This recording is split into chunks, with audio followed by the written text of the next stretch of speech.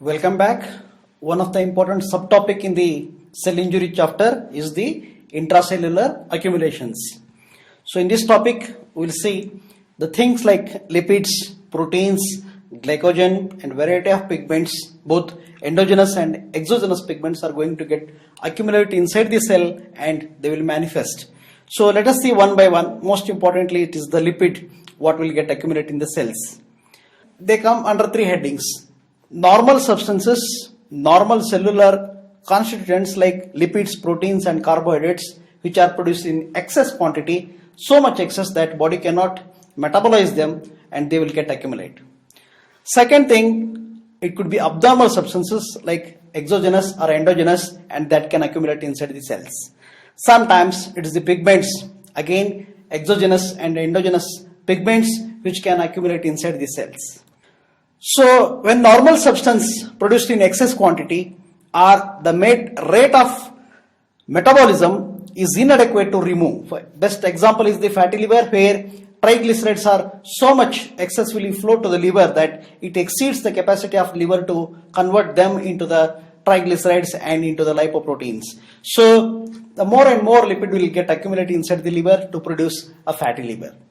It could be normal or abnormal substance which will accumulate due to the genetic defects of metabolism. So there are so-called as inborn error of metabolism. It could be defect in their metabolism itself, or defect in the packing of those substances, or defect in the transport of those substances. Best example is the glycogen storage disorders. Abnormal exogenous substances which will accumulate like carbon particles or silica particles inside the cells. So coming to the first one, the lipids. It's especially the triglycerides which will accumulate in excess quantity in organs like liver, heart, and even muscle, skeletal muscle, as well as even in the kidney. But whenever we use the word steatosis or a fatty change, invariably we refer it to the liver because liver is the chemical factory of our body and that's the one which will commonly get affected with the excess amount of this fat deposition. So steatosis or a fatty change is very common in the liver, followed by the heart, muscle and kidney.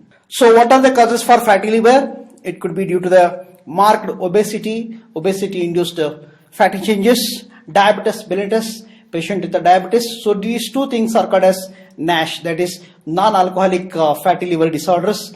But most important cause for the fatty liver is the alcohol abuse. So alcohol acts like a toxin. Alcohol abuse is the most important and common cause for the steatosis.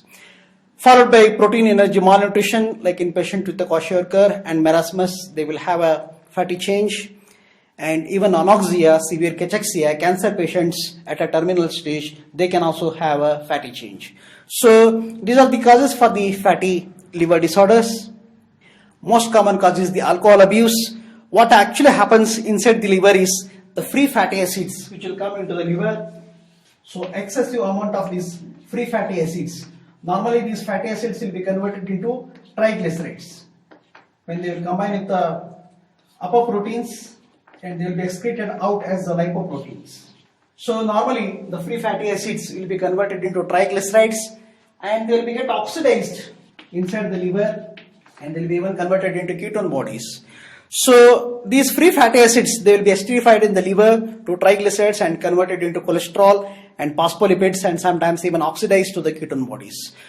Normally the triglycerides will combine with the apoproteins and they will be converted into lipoproteins and they will be circulated into the blood. But if the intake of the fatty acids, if it is excess, that exceeds the capacity of the liver to catabolize these things, or decreased catabolism of these triglycerides itself, decreased catabolism of the triglycerides or decreased secretion of the lipoproteins. So all these things, increased intake or uptake of the free fatty acids by the liver or decreased catabolism of the triglycerides or decreased production of the lipoproteins, all these things can produce the fatty change. So how morphologically the fatty change, the liver will appear? Most of the time the liver will appear very huge in size. Normal liver weight is almost 1.5 kg, whereas in fatty liver it could be somewhere around 3 kg or sometimes even up to 6 kgs. So it appears very smooth without any nodularity. It appears greasy to touch, smooth borders will be there for the liver, and the weight will be very much hugely enlarged. Microscopically, the fatty change appears as a clear vacuole. You will see that the adipocytes, normal adipocytes will have a central nucleus. This nucleus is pushed to the periphery, and everywhere here the fat will accumulate. So this is how the fatty cells will appear. So the empty vacuole is nothing but accumulation of that fat.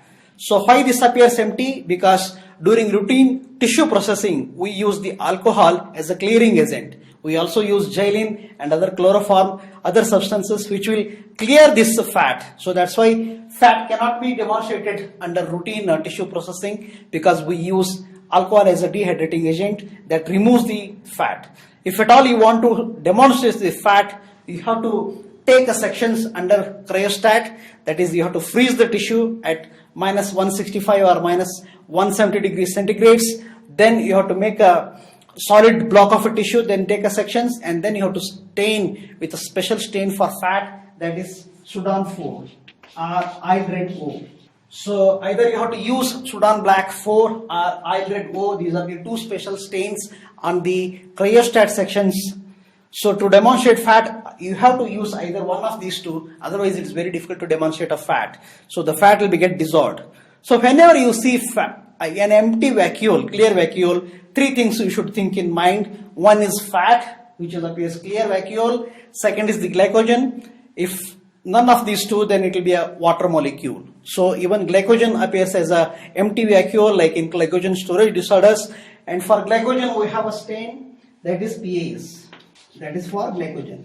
So periodic acid shift stain is a special stain for demonstration of the glycogen. So if it is neither fat nor the glycogen, then it could be a water molecule which is appearing as a empty vacuole. So you have to use the frozen section, you have to use the Sudan Black and or the Isle Red O to demonstrate the fat, and you have to use the periodic acid shift stain to demonstrate the glycogen. So remember, my friends, some of the important stains that we repeatedly keep on asking as MCQs, what are the special stains that are used in the field of pathology.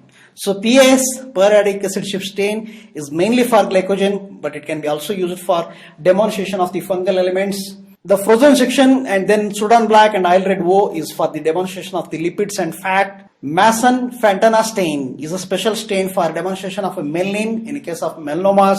Mason trichrome stain, it is a demonstration of a collagen. Mainly it's useful for the cirrhosis cases where you want to see the liver itself is converted into multiple nodules separated by collagen bands using the Mason trichrome stain. AFB is a very common stain, acid fast bacilli stain or J. Nelson stain for demonstration of the Mycobacterium tuberculosis bacilli. White Ferraco stain, we use it for skin biopsies to demonstrate the Mycobacterium leprae. They appears in a lepra cells as pink rod-like structures. Silver stains, mainly we use it for fungus as well as even for demonstration of the Helicobacter pylori. Amyloid is a special stain for demonstration of the amyloid. It can be demonstrated by using the congorate under polarizing microscopy. It appears as a apple green by refringence. Alcian blue or a PAS is for demonstration of the mucin secreting adenocarcinomas. So these are the special stains worth remembering in the field of pathology.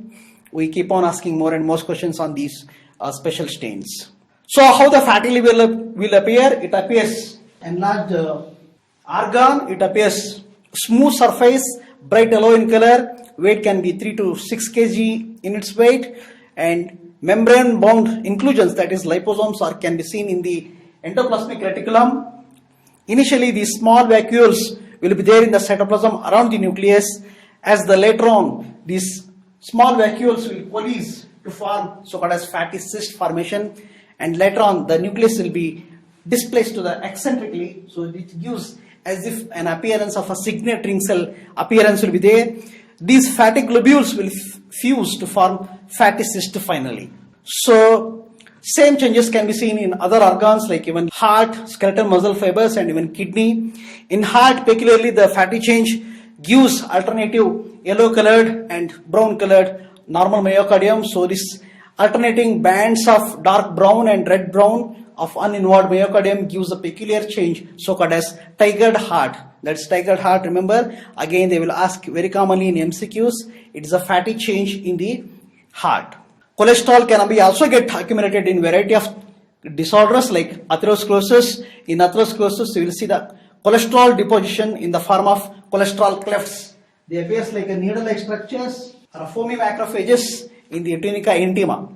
Xanthomas is again a condition where you see subcutaneous deposition of the fat, and cholesterolosis is one more condition where you see demonstration of the fat beneath the epithelial, subepithelial area in the gallbladder section. So cholesterolosis refers to accumulation of the fat under the subepithelial area. So lipid is the most common substance that will get accumulated in the liver as well as in the heart, rarely even in the muscle fibers and even in the kidney.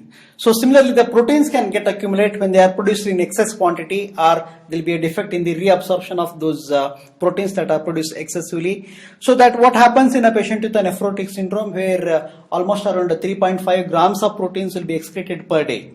So in a patient with a nephrotic syndrome, you will see reabsorption of this excessive amount of proteins in the proximal renal tubules.